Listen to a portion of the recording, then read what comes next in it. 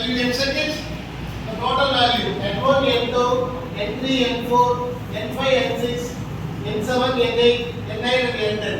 So these values are constructed with the respective of RPM. That's where you go with the kinematic layout. புரியுதுங்களா? So இந்த ஸ்பீடோட values எல்லாம் எடுத்ததுக்கு அப்புறம் தான் நம்ம என்ன பண்ண முடியும்? Shall we go with the kinematic layout? Any idea about kinematic layout? So once in the ray diagram அப்படிங்கறது நீ எந்த ஒரு மிஸ்டேக் இல்லாம கன்ஸ்ட்ரக்ட் பண்ணிட்டீங்கன்னா towards vertical இருக்கிறத தூக்கி அப்படியே ஹரிசாண்டலா போடினா that is called as kinematic layout. ஓகேங்களா? Now you can draw this.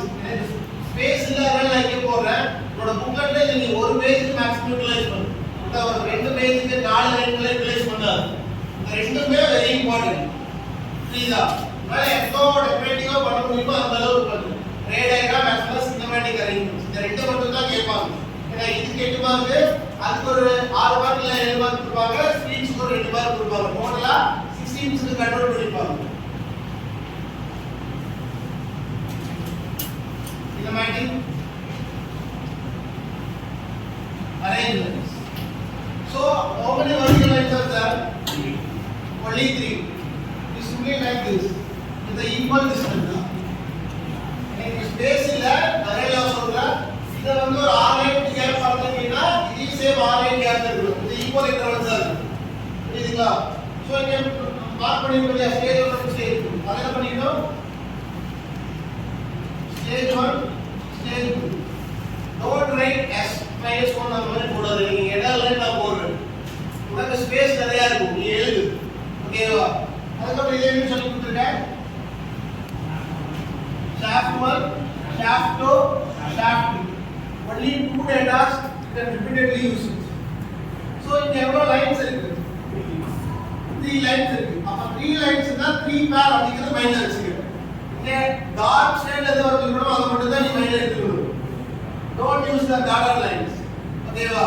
அப்ப இப்ப 3 லைன்ஸ் இருந்தா இன்டர்மீடியேட் ஸ்பீடு சாரி இது வந்து என்னோட மேக்ஸிமம் ஸ்பீடு, இது வந்து என்னோட லோயர் ஸ்பீடு, இது வந்து இன்டர்மீடியேட் ஸ்பீடு. இப்படிதான் இருக்கு ஸ்பீடு. இந்த கியர் ரோட்ல எவ்வளவு கிலோமீட்டர் நம்ம ரைஸ் பண்ண முடியும்? approximately about 20.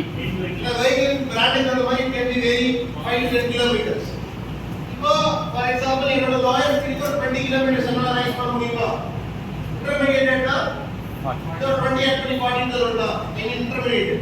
அப்ப maximum னா 80 at above சொல்லலாமா? சோ இப்படி தான் எல்லா wheeler as well as four wheeler இருக்காது. இப்போ shaft ரோட்ல இருந்து shaft 2 க்கு வந்து நான் பவர் ட்ரான்ஸ்ஃபர் பண்ணனும்னா இந்த மூணு பேர் வந்து ஏதோ ஒரு பேர் இருந்தா நம்ம பவர் சப்ளை பண்ண முடியும். அட்ட சிஸ்டம்ல முடியுமே பேர் பண்ண முடியுமா? ஏன்னா ஏதோ ஒரு கியர் தான் நம்ம போட முடியும். இத 2 வீலர்ல போட்டாலும் சரி 4 வீலர்ல போட்டாலும் சரி ஏதோ ஃபர்ஸ்ட் கியர்ல இருந்து செகண்ட் கியர் தேர்ட் கியர் இந்த மாதிரி தான் போக முடியும். அப்ப ஏதாவது ஒரு கியரோட வந்து எனக்கு வந்து கனெக்டேஷன் ஐ மீன் மேட் ஆகும்.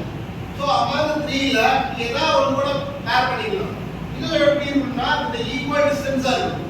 ஃபார் எக்ஸாம்பிள் ஒன்னு இப்ப சோடு போறது, ஒன்னு இப்படி விட்டு போறது, ஒன்னு இப்படி போறது. It is not like that as gearbox. The equal dimensions. இப்போ நான் இன்டர்மீடியேட் சொல்றேன், மேக்ஸிமம் ஸ்பீட் சொல்றீங்க. அந்த மேக்ஸிமம் ஸ்பீட்ல வந்து நான் மேட் பண்ணிட்டு இருக்கேன். மற்ற ரெண்டு எப்படி இருக்கணும்? It cannot be merged. கியர்ல போட்டதா கீழ இருந்ததோட கனெக்ட் ஆகும். சோ அப்ப ஒரு துளி ஸ்பேஸ் இருக்கு ஈவனா பண்ணு.